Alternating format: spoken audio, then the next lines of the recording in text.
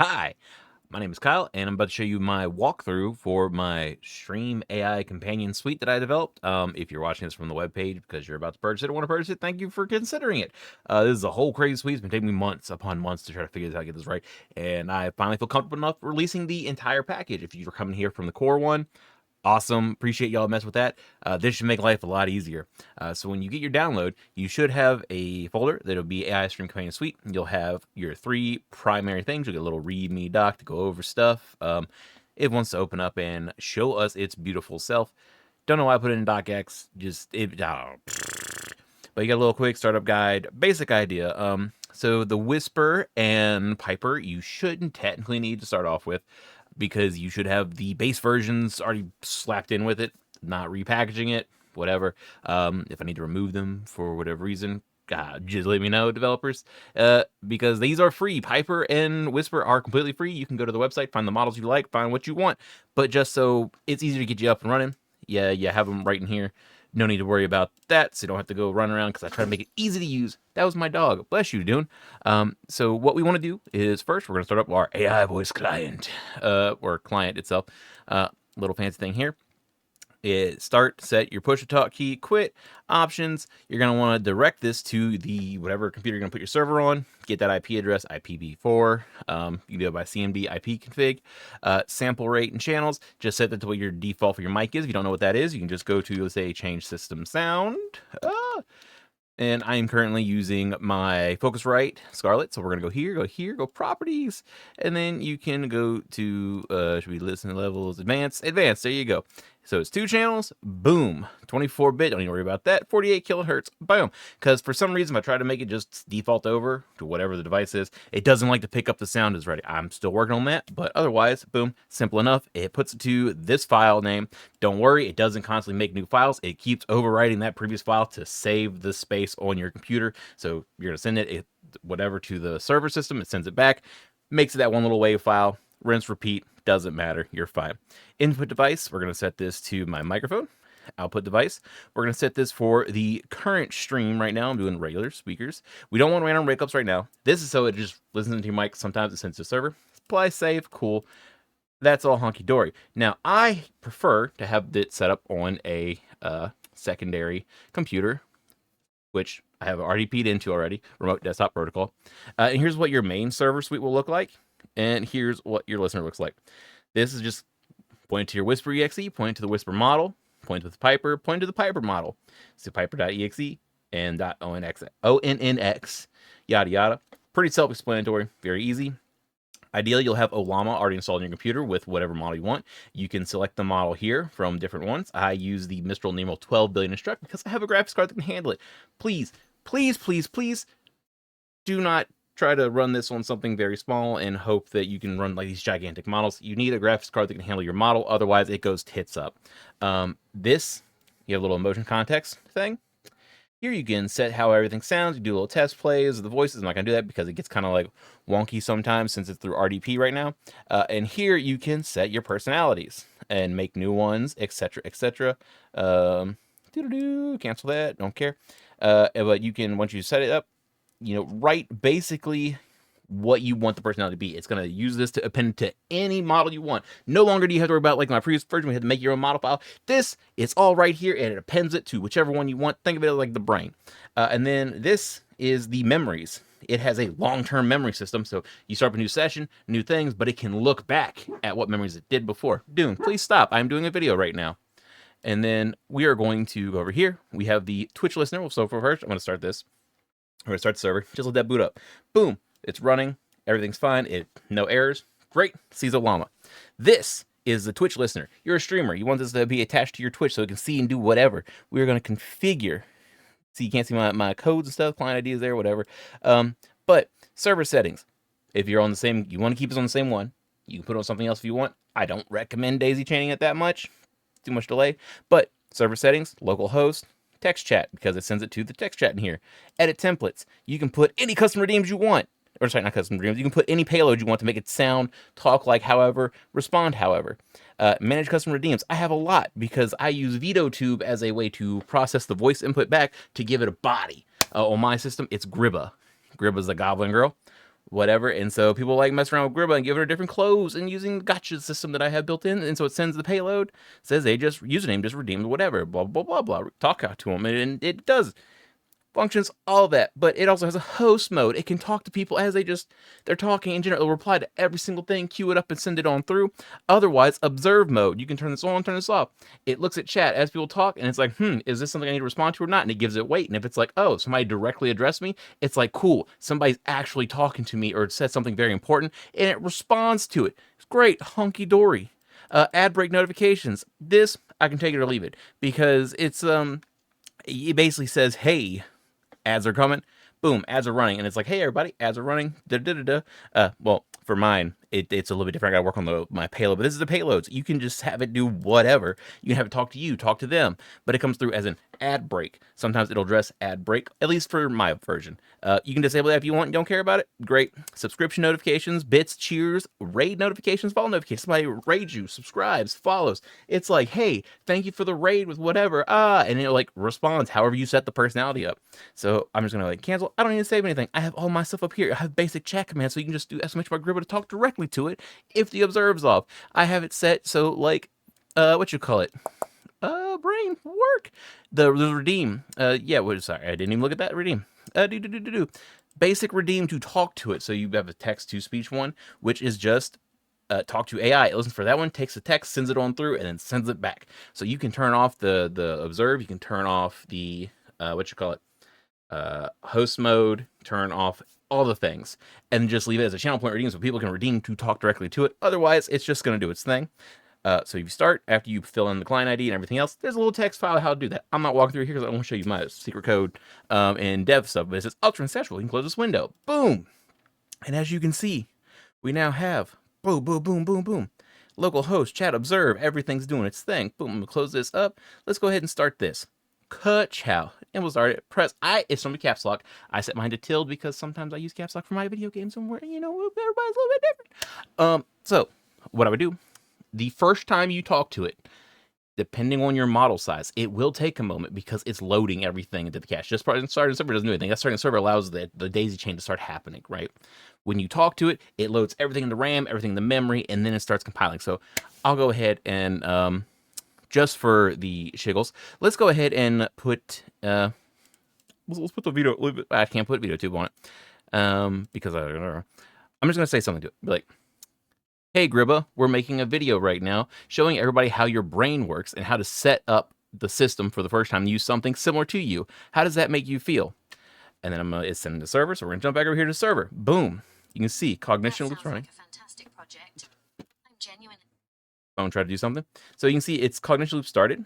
It transcribes the voice, and then take a second. It's detected. The emotion is curious. It doesn't need weather, nothing like that. Oh, it's trying to execute get weather. False. Let's see. There we go. So it has the weather tool response too. I gotta talk about that. And so it's debug. It's making the voice, sending it back.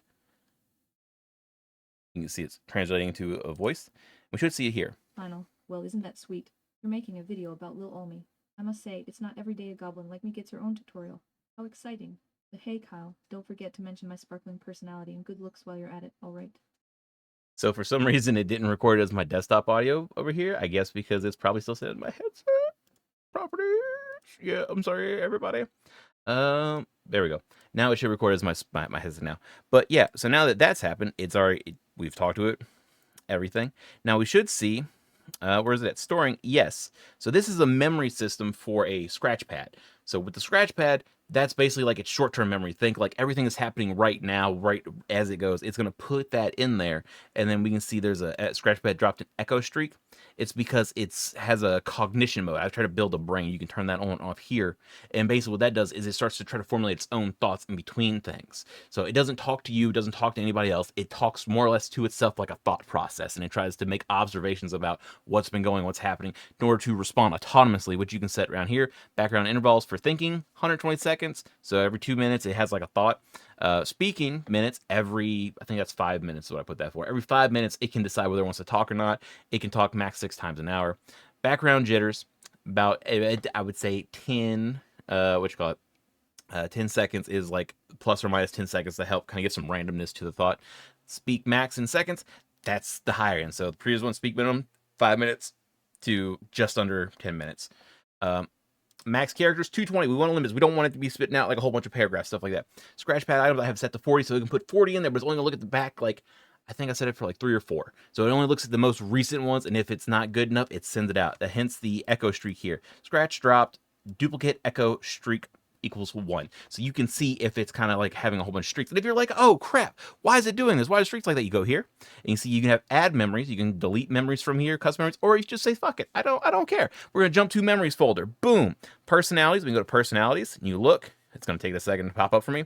And then you can see these are like all those. So you'll have your basic ones like default, role play, professional, I want Gribba. Gribba is my current one. And then we go down, so we see Gribba here. This is under memories. And then you can see all of her memories. You can delete, edit, do whatever you want because it uses the memories to help form its total personality going forward. And same with Scratchpad. Scratchpad, boom, open it up. And you can see these are the thoughts. Goblins, Gremlins seem to be having a moment in this conversation. Katie seems to have the turquoise nails, which great streamer. Katie __ is her Twitch name, as you can see right there. Check her out. She's been helping me test some of this stuff out. But you can see these are like some people, like I tell it's like, oh, we're starting to stream. So it's like streams failing on. These are the thoughts. And then these waifus use a segment over gotcha waifu. So Astroth's another person who's in the streams. If they talk to them, they've been redeeming the gotchas. My little gotcha system pulls out like little gifts of waifus and husbandos, and then it asks about them. And so it's like, oh, hey, Astroth's really getting into this whole one where like he kept drawing a grandma wife. It was like a bronze old, kind of a silly thing, and it was becoming a big subject. So it was like, oh hey, this is a major subject. I need to hold on to it. And so that's pretty much how it works. Now my system, I normally have. Let me go ahead and go over here. We're gonna go to VideoTube. I'll show you how I do this myself personally. It's a little a fun thing. I use VideoTube. You don't know? Look it up. Great free software. Love it. So I have different states for, so it can change between different ones. So like if I go, let's say, I don't have my streamer bot running right now, but if I were to go to my Twitch channel, right, and I were to say, let's redeem PJ Gribba, and we're gonna go to redeem. The PJ Gribba is working. Cable output. I think the cable output here is also working, but we don't need that right now. We're just showing this. PJ Gribba was redeemed. The payload was sent through, as you can see here. Receive redemption from Ollama mode. Just put in PJs. There we go. Boom. Is creating it. Deck reply. Super sugar. Come on. Do it. Put in the paper model. Kyle, why'd you put me in my PJs? Trying to tuck me in early? Ta-da! And she responds to that. Same thing. Oh no, I saw it move something.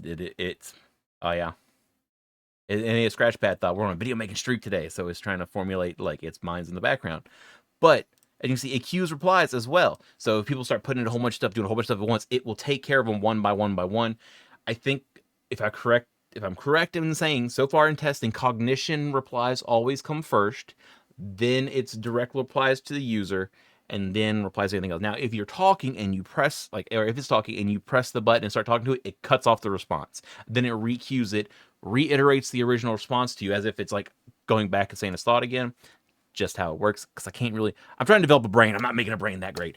But that being said, all the stuff kind of works boom, boom, boom. Like I said, please, please, please make sure that your computer can handle what model you're running. I'm running a 12 billion model. Let me just go ahead and stop the server because I don't want it to say something while I'm trying to do stuff. And we'll stop here.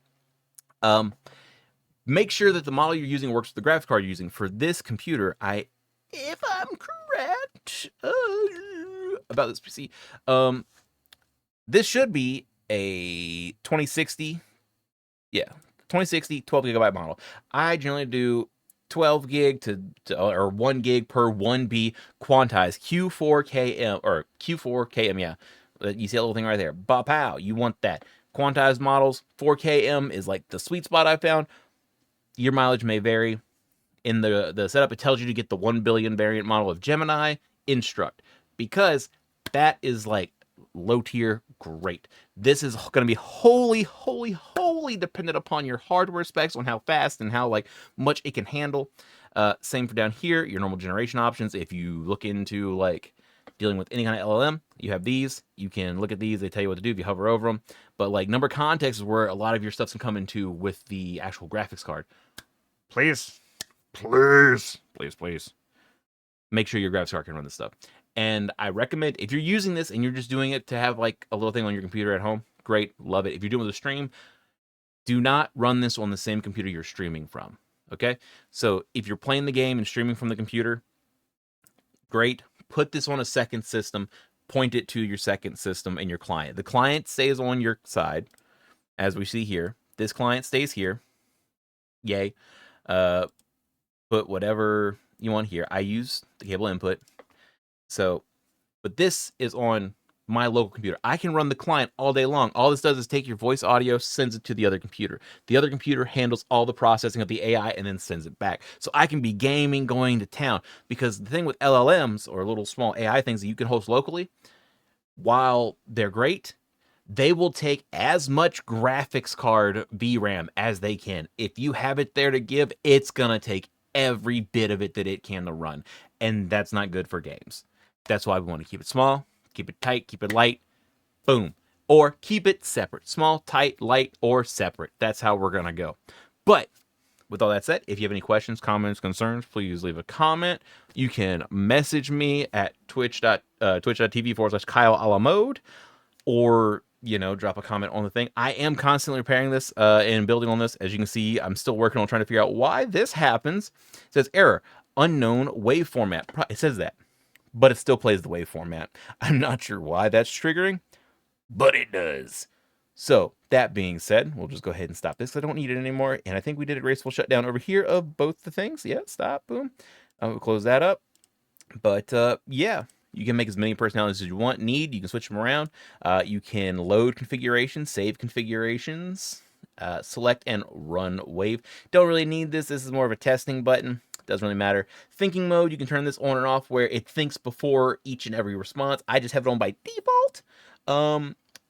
So with that being said, everything's kind of like speech thinking mode, where it just thinks before it talks for certain things. Autonomous speech, background thinking, enable the cognition. Cognition ties to scratchpad. Autonomous speech is it talks stuff with cognition. You can turn cognition off and leave the autonomous speech on. Don't gotta worry about that, because it's just how much do you want in the scratchpad. That's about it. How much do you want the short-term memory? Or do you want it to be a goldfish? That's all cognition does. Cognition, not goldfish. No cognition, goldfish mode. Background thinking and all that stuff, it just kind of helps make it feel more lifelike and talk lifelike. But that said, I think that's about everything. If you want to know how I set up my actual little Vito tube setup, I can show that in another video. But once again, thanks for checking this out. Thanks for at least considering buying the software. If not, there is a free version that doesn't have any of the bells and whistles that you can just play with at a glance. It has the basic stream companion, no personality, no nothing. It's just connect model file to voice, run with it. So as I always say, with everything, keep cool, stay calm, and have a great day. Bye.